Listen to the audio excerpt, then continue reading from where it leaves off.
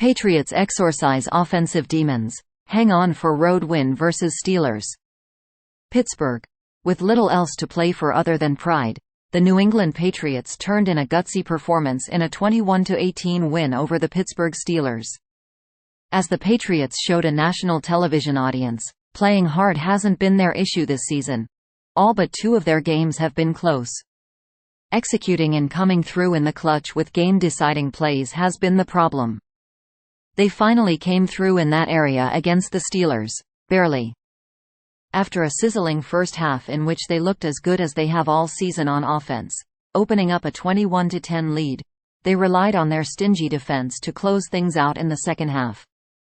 Veteran cornerback Jonathan Jones had viselike coverage on a last-gasp fourth down attempt by the Steelers. Here's what to know for both teams from Thursday night's result. New England Patriots. Describe the game in 2 words. Zapp hour. Backup-turned-starter Bailey Zapp gave the Patriots their best quarterback play of the season, becoming the first New England player to throw for 3 touchdowns in a first half since Tom Brady in 2018. Pivotal play. Zapp's 37-yard pass to Juju Smith-Schuster on the 3rd offensive snap. It was the Patriots' first completion of 30-plus air yards on the season, as they were 0 for 18 on those throws entering the night, and it reflected their willingness to attack down the field. Buying a breakout performance. Part 1. Tight end Hunter Henry scored 2 touchdowns on his 29th birthday. The captain has been a stand-up presence throughout a challenging season for the team, and this was a just reward for him. He became the first Patriot to score a touchdown on his birthday since running back Dion Lewis on September 27, 2015, who did so on his 25th birthday. Henry became the 5th player over the past 30 seasons with 2 receiving touchdowns on his birthday, joining Devonta Smith, 2021 vs. Broncos, Jimmy Graham, 2014 vs. Ravens, Terrell Owens, 2003 vs. Cardinals, and Isaac Bruce, 2002 vs. Chargers. Troubling trend. The Patriots entered the night with the number 2 draft position behind the Bears, from Carolina, but with a win to improve to 3-10. They are now tied with the Cardinals. Buying a breakout performance. Part 2. Veteran running back Ezekiel Elliott was a workhorse, starting in place of the injured Ramondre Stevenson. He hardly came off the field, was a dual threat as a rusher and pass catcher, and had a terrific hustle play to record a tackle on a Zapp interception. Pittsburgh Steelers. Less than 5 days ago, the Steelers appeared in prime position to reach the postseason, if not as the AFC North winner then as a solid wild-card team. The offense wasn't perfect, but it was starting to click. The defense was solid. But with the loss to the Patriots, a second consecutive loss to one of the league's worst teams, the Steelers' arrow is pointed anywhere but up. The defense gave up 21 points to the team ranked dead last in points per game, and on offense, backup quarterback Mitch Trubisky and his unit couldn't handle the constant pressure from Bill Belichick's relentless defense, resulting in a disjointed effort of 264 total yards.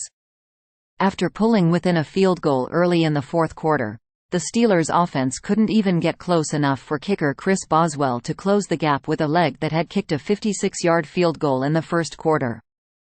After losing to the Arizona Cardinals on Sunday, some Steelers admitted they took the then 2-win team too lightly, and vowed it wouldn't happen again.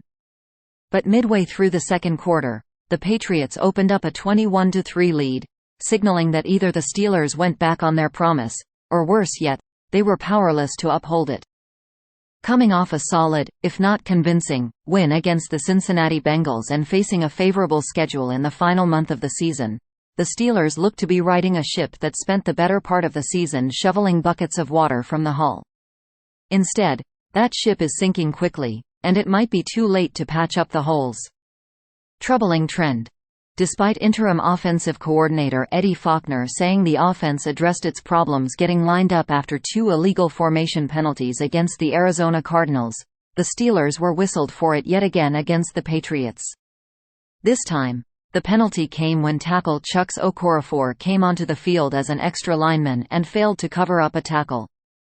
And then facing 1st and goal from the 8-yard line early in the 4th quarter, The Steelers had to burn a timeout because of confusion in getting lined up.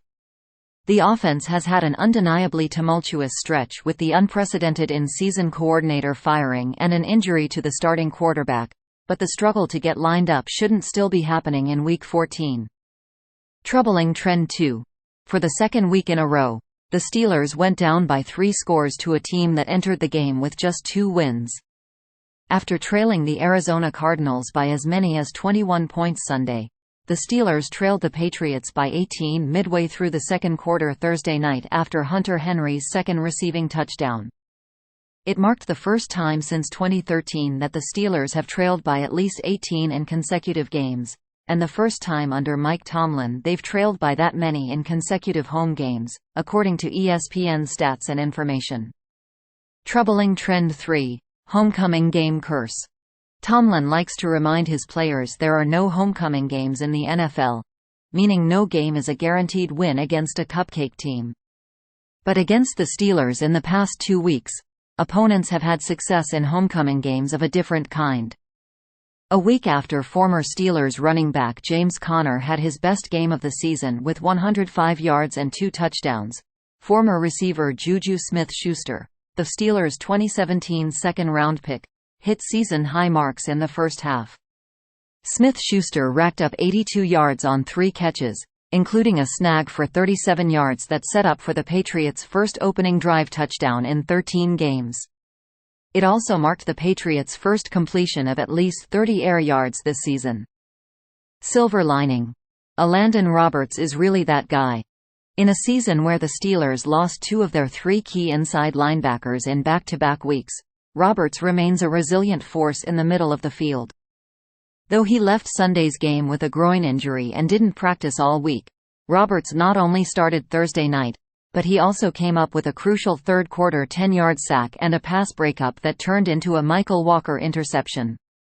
The offense couldn't turn the play into any points, but Roberts showed the kind of toughness the Steelers covet in an inside linebacker. Pivotal play. Miles Killebrew made a perfectly timed dive to block a Patriots punt early in the fourth quarter, giving the Steelers a short field on the ensuing drive. Starting at the 26, the Steelers finally found the end zone 4 plays later to pull within a field goal. Thanks for watching NY Sports News.